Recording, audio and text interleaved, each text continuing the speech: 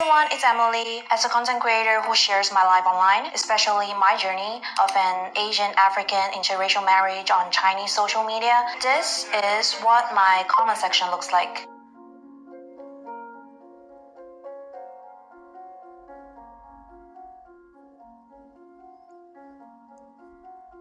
And here are some of the private messages I get across different platforms.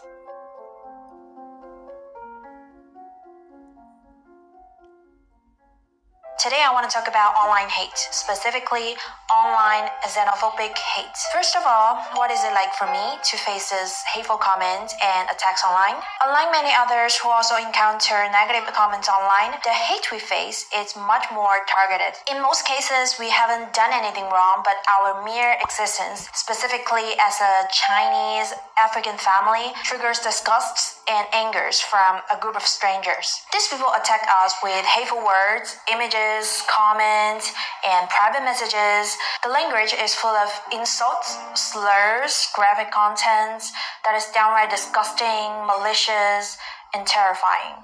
I often joke that if you don't have a strong enough mindset, you should really think twice before entering into a relationship like ours. These negative comments are just one of the many obstacles that might make you feel hurt or angry. It's something that could discourage you or even break you down. As a content creator, I feel this more deeply. While most people browse different platforms and come across various types of content every day, no matter which platform I go on, I'm always facing a flood of hateful attacks and insults directed at me, my husband, and our children. Before I decided to share my life online, I knew exactly what kind of environment I was stepping into.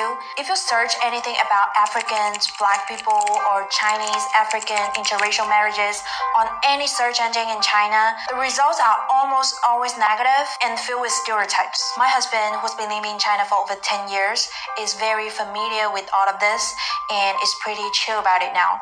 So when I mentioned I wanted to share our story online, he fully supported me but also warned me, saying you need to be ready for the backlash. I think I was mentally prepared for it. At first, my idea to share our story publicly was pretty simple. In real life, I'm actually a pretty private person. Unless we're close, you wouldn't know much about me or my day-to-day life. But my marriage was pretty unusual in my circle, and it was kind of a big deal. I'm from a small town, so a cross-national marriage definitely shocked a lot of people. Since I wasn't really sharing anything about it, rumors started floating around. Maybe it was due to stuff they heard from other places, but there were all kind of stories going around that didn't match my reality. It kind of hit me hard, to be honest. I felt misunderstood and uncomfortable, so I felt it was important to share my family's true story and clear things up.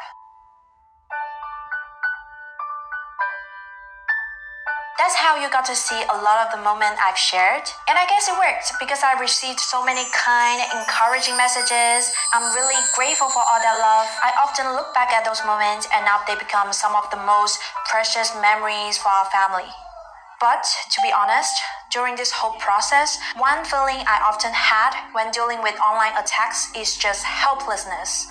There are times when I start to second guess myself. I think maybe some of these people have a point. Maybe I should just keep my life to myself. Why put myself out there just to get attacked?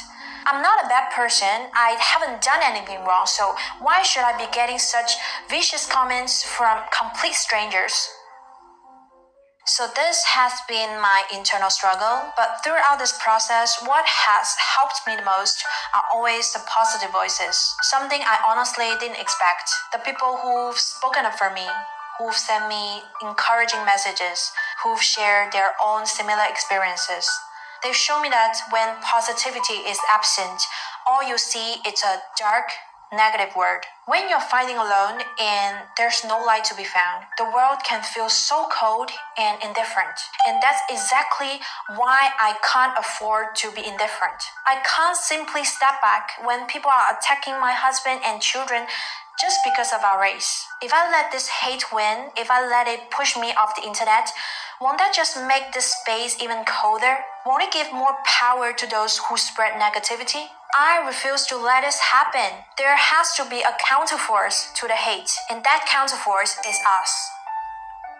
So beyond my personal reason, there's something much bigger at play. It's what keeps me going, fighting for a better world. We cannot back down in the face of hate. If we let negativity win, if all the good people retreat in fear of hateful comments, then the world will be forever ruled by those who spread darkness. So our existence is a stand against that force. Yes, we may be just a small family, but our presence matters. It shows others that we're no different from anyone else. We love, we marry, we have children, we live our life joyfully, just like anyone else. It's that simple. Real existence that can make the world a little more accepting, a little more loving. And that's why now more than ever, I have to be the positive voice myself. And this is how my inner strength has been built over time. If you have experienced some form of online attack or even real life rejection, I want to say that most of us are naturally more sensitive to negative things. We tend to overthink because of external opinions. But we really need to train ourselves to focus and not let those faceless people in the online world affect our real lives with their toxic words. People who are happy and satisfied with their own life while living joyfully,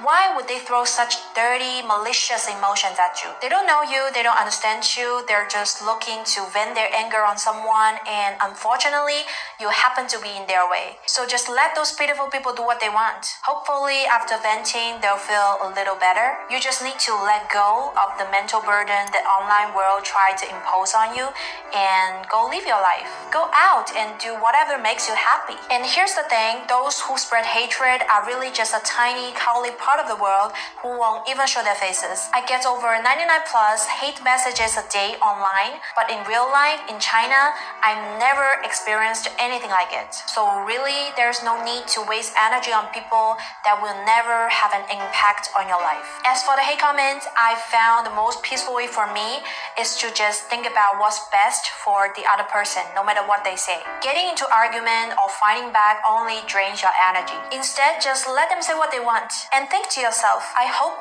after this, you feel better. I hope letting it out makes your life a bit happier. I hope you won't carry so much anger moving forward. Honestly, try it. Once you start thinking like this, those negative comments won't affect you anymore. You'll feel much calmer and they won't be able to mess with your emotions. At the end, I would like to say something to all the haters out there. We all know that in the end, we are all headed in the same direction.